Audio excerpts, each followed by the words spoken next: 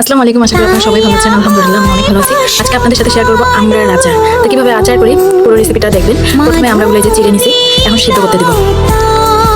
যে আমড়াগুলো এখন কড়াইতে দিয়ে দেবো। এখন এখানে পানি আর হলুদ দিব। এই যে চুলার উপর দিয়ে দিচ্ছি, এখন পানি দিব। পানি দিয়ে সিদ্ধ করতে দিব। এখানে দিব হলুদ একটু, বেশি না, একটু কালার হওয়ার জন্য দিব।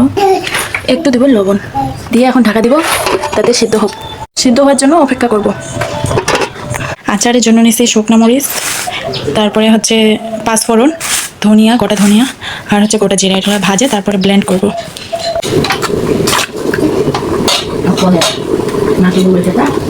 চলেন দেখি কতদূর সিদ্ধ হলো। তো উল্টে পাল্টে দিচ্ছি, দেওয়ার পর আবার ঢাকা দিব। এখনও সিদ্ধ হয়নি, দেখতেছি। আমরা সিদ্ধ করার জন্য আমাকে প্রেসারে দল লাগতো, কারণ চুলাতে অনেক সময় লাগছে আর সিদ্ধ হয় না ভালো মতো। আপনারা করতে চাইলে প্রেসারে দিবেন। কড়াইতে দিয়ে দিব খাঁটি সরিষার তেল, তারপরে দিব রসুন কুচি দিয়ে একটু লাল করে ভাজে নেব। লাল করে ভাজে নেওয়া হয়ে গেলে সেখানে দিব আমড়াগুলো, সিদ্ধ করে রাখছিলাম আমড়াগুলো, সেগুলো দিয়ে দিব। দিয়ে দেওয়ার পর ভালোভাবে নাড়াচাড়া করবো। নাড়াচাড়া করার পর হচ্ছে আপনার চিনি দেবো। চিনিতে একটু পানি বের হয়েছিল চিনি দেওয়ার পর। তো নাড়তে নাড়তে তারপরে মশলাগুলো দিছি। যেমন মশলাগুলো করা ছিল, যেগুলো আপনাদেরকে দেখেছিলাম, শুকনো মরিচ ভাজে নিছি, তারপরে পাঁচফোড়ন, গোটা জিরা, ধনিয়া সব ভাজে ব্লেন্ড করে নিছি। ব্লেন্ড করার পর ওগুলো দিয়ে দিছি। দিয়ে দেখতেছি আমড়াগুলো পুরোপুরি সিদ্ধ হয়নি। আমার ভুল হয়ে গেছে, আমাকে প্রেসারে দিতে হতো আমড়াগুলো। আমি প্রেসারে না দিয়ে কড়াইতে সিদ্ধ করতে দিছি, তাই অনেক সময় নিছে হইতে। তখন হচ্ছে আমি পানি দিয়ে দিয়েছিলাম পরিমাণ মতো।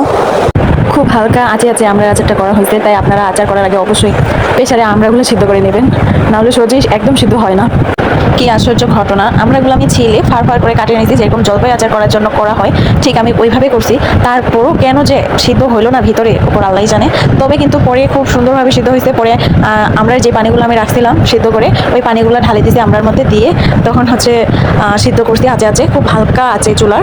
অনেকক্ষণ ধরে, এটা আমার হইতে প্রায় 2-3 ঘন্টা আমার লাগিয়েছে এই আমড়ার আচার করতে। অনেক খাটনি আচারে বাবা, এই ভুল আর কখনোই করা যাবে না। তো তারপর নেক্সট প্রসেসিং আমি করতে পারি। আচারটা কি অবস্থা, মানে আচারটা ভালো করে সিদ্ধ হয়নি প্রথমে, যার কারণে হচ্ছে পরে পানি দিয়েছিলাম সব মশলা দেওয়ার পর। এই যে তারপর সিদ্ধ হয়েছে। এই যে কে কে এইভাবে রান্না করেন অবশ্যই কমেন্টে জানাবেন আচার রান্না। তো আজকের ভিডিও এই পর্যন্তই। সবাই ভালো থাকবেন, সুস্থ থাকবেন। আল্লাহ হাফেজ, আসসালামু আলাইকুম।